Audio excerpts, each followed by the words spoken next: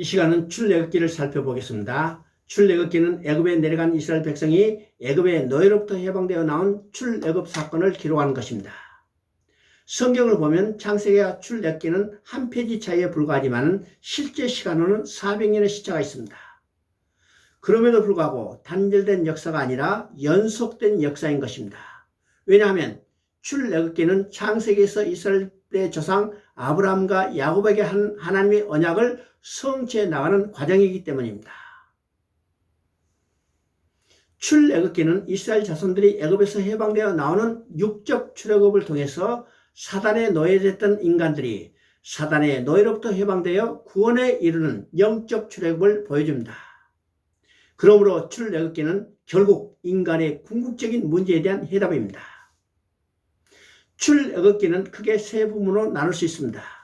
첫째 부분은 1장부터 18장까지입니다. 야곱의 인솔로 애굽에 내려간 이스라엘 백성들이 애굽에서 노예로 살다가 유월절 어린 양의 피를 통해서 구원받고 출애굽하여 시내산까지 도착하는 과정을 말하고 있습니다.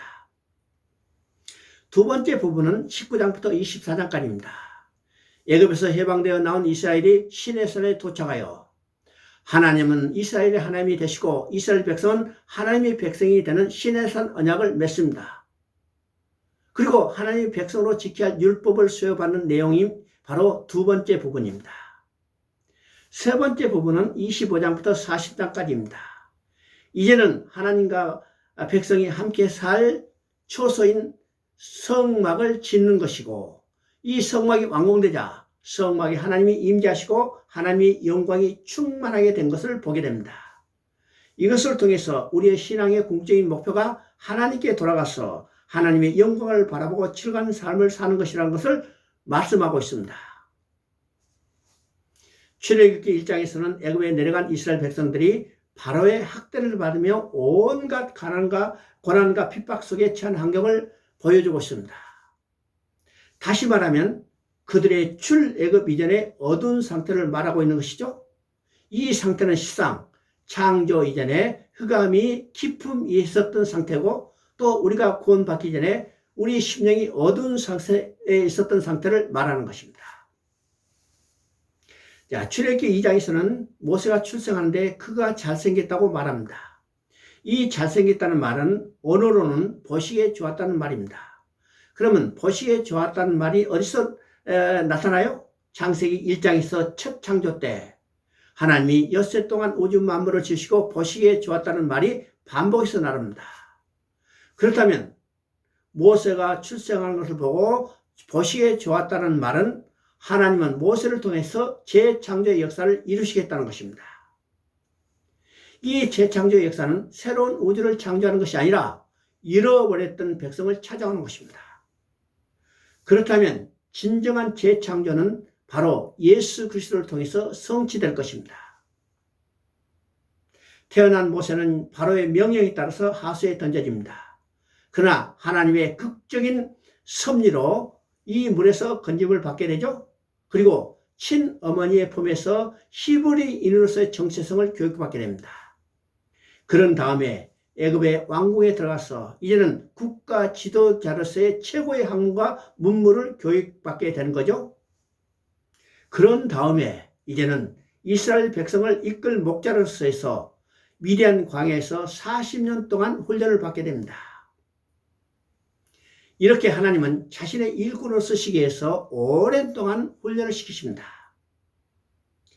3장부터 5장까지는 이 모든 훈련의 단계를 끝마친 모세를 떨기나무 불꽃 가운데서 부르셔서 이스라엘 백성을 건져내기 위해서 애굽으로 보냅니다. 6장에서는요, 출애굽의 방법과 목적과 근거가 무엇인지를 분명하게 계시해 줍니다. 출애굽의 방법은 구속입니다. 목적은 하나님께서 자기 백성으로 만드신 데 있습니다. 그리고 출애굽의 근거는 아브라함과 이삭과 야곱에게 주신 약속이었습니다. 이것은 사단에 노예된 인간들이 풀려나는 영적 출애굽의 방법과 목적과 근거가 똑같은 것입니다.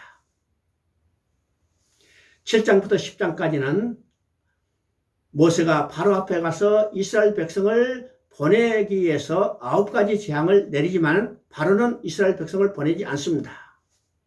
그리고 11장에서 한 가지 재앙을 내린 후에야 보낼 것이라고 말씀하십니다. 그것은 이건 어떤 의미일까요? 하나님이 능력이 부족해서 바로를 한 가지 재앙으로도 제압할 수 없었을까요? 아닙니다. 하나님이 능력이 부족해서 한 가지 재앙으로 바로를 제압하지 못하신 게 아니라 9가지 재앙을 내리신 목적은 오직 한 가지 재앙에 초점을 맞춰가고 있는 것입니다. 여기서 한 가지 재앙이란 애굽의 모든 처음 난 것들, 다시 말해서 장자가 죽임을 당하는 재앙입니다. 이 재앙 가운데 이스라엘 백성은 유월절 양의 피를 통해서 구원받고 그들이 해방될 것이라는 것을 의미합니다. 우리가 구원을 얻을 수 있는 것도 이 방법도 아니고 저 방법도 아니고 오직 예수 그리스도의 십자가의 피를 통한 구원에 있다는 사실입니다. 12장은 애굽의 모든 장자가 죽임을 당하는 가운데 이스라엘 백성은 어린 양의 피를 통해서 구원받게 된 유월절 규례를 말하고 있습니다. 유월절이 되자 어린 양은 잡아서 그 고기는 먹고 그 피를 문설주 임방에 바르라고 말합니다. 그리고 그 피가 표적이 될 것이라고 말씀하십니다. 그러면 이 표적이 되는 것은 두 가지 의미가 있습니다. 피 발라진 집과 피 발라지지 않은 집을 구별하는 것입니다. 피 발라진 집은 이스라엘 백성이 사는 집이고 피 발라지지 않은 집은 애굽 백성이 사는 집입니다. 오늘 말하면요, 믿는 사람의 집과 믿지 않는 사람의 집을 구별하는 거죠. 오늘 믿는 사람에게는 어디에 피가 발라졌을까요? 우리 마음에 피가 뿌려졌습니다. 두 번째는 이 피 발라진 것을 통해서 이 집에는 이미 죽음이 있었다는 것을 인정하는 것입니다. 그래서 그 피가 표적이 돼서 피를 보시고 넘어가신다는 것입니다. 넘어가시기 때문에 우리가 유월절이라고 그러죠. 이렇게 이스라엘 백성은 유월절 피를 통해서 430년 동안 노예로 살던 애굽에서 나오게 됩니다. 우리가 사단의 노예로부터 해방되어 구원받는 것도 유월절 어린 양 대신 예수 그리스도의 피를 통해서일 뿐입니다. 14장에서는 홍해를 건너므로 완전히 바로의 노예로부터 벗어나서 이제는 모세에게 속하게 되는데, 이는 사단의 노예로부터 벗어난 백성들이 예수에 속해서 구원받게 되는 것과 같은 것입니다. 16장에서는 원망하고 불평하는 그들에게 하나님께서 날마다 만나를 공급해 주셨습니다.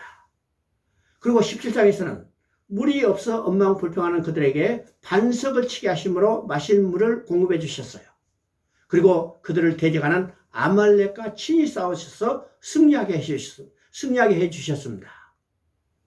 그리고 그들을 구름 기둥과 불 기둥으로 길을 잃지 않도록 앞서서 인도해 주셨습니다. 왜 그러셨을까요?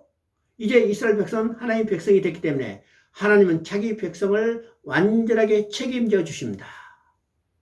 그래서 시편 기자는 말이죠. 여호와는 나의 목자시니 내게 부족함이 없으리라고 고백합니다. 드디어 18장에서는 이스라엘 백성이 시내산에 도착합니다. 시내산에 도착한 이스라엘 백성이 천부장, 백부장, 십부장을 세우므로 하나님 나라로서 이스라엘이 완전하게 행정체계를 정비하여 나라의 기틀을 세우게 되죠. 그리고 더 나아가서 여호와의 군대를 편성하게 됩니다. 이것이 첫 번째 부분입니다. 그리고 두 번째 부분은 19장부터인데, 시내산에 도착한 이스라엘 백성들과 하나님이 언약을 맺습니다. 이것을 우리가 시내산 언약이라고 합니다. 이 언약을 통해서 이스라엘 백성은 하나님의 백성이 되었고 하나님은 이스라엘 백성의 하나님이 되었습니다. 그래서 이스라엘 백성은 모든 민족 중에서 하나님의 소유가 되었고 제사장 나라가 되었고 거룩한 백성이 된 것입니다. 그리고 20장부터 24장까지는 하나님의 백성이 된 그들에게 모세를 통해서 그들이 지켜야 할 십계명을 주십니다. 이렇게 율법을 주시는 것은 그들로 하여금 백성답게 살아가기 위해서 주신 것입니다. 세 번째 부분은 25장부터 시작되는데 이것은 성막 건축에 대한 명령입니다. 그러면 하나님께서 성막 건축을 명하는데 성막의 의미가 무엇인가를 우리가 확실히 알아야 합니다. 성막의 첫 번째 의미는 하나님께서 그 백성과 함께 살아가시는 장소를 의미하는 것입니다. 그래서 25장 8절을 보면 내가 너희 가운데 있을 성소를 나를 위하여 지시라고 명령합니다. 두 번째 성막의 의미는 성막은 죄 사함을 받는 장소입니다. 우리의 죄를 사함 받는 바로 예수 그리스도의 구속을 예표하는 곳이 성막이고, 그래서 성막은 눈에 보이는 복음이라고 말합니다. 39장과 40장은 성막을 이제 건축을 마무리하는 단계죠. 여기서 반복되는 말이 나오는데 여호와께서 모세에게 명령하신 대로라는 말이 39장에서는 10번, 40장에서는 8번이나 반복됩니다. 다른 말로 말하면요, 성막 제장은 철저하게 하나님께서 명령하신 대로 지어져야 한다는 것입니다. 그렇다면 오늘 우리들 안에 지어진 하나님의 성전도 철저하게 하나님 말씀대로 지어져야 한다는 것이에요. 40장에서 모세가 하나님 명령대로 행하여 성막 건축을 다 끝냈습니다. 그러자 그 성막에 구름이 덮이고 하나님의 영광이 충만했다고 말합니다. 성막에 하나님이 임재하심으로, 하나님이 임재하신 곳은 필연적으로 하나님의 영광이 나타나게 되어 있습니다.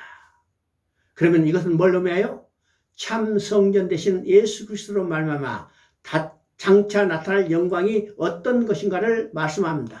그리고 마지막 계시록에서는 성전이 완공됨으로, 다른 말이면요, 하나님 나라가 완공됨으로 보게 될 하나님의 영광이 어떤 것인가를 보여줍니다.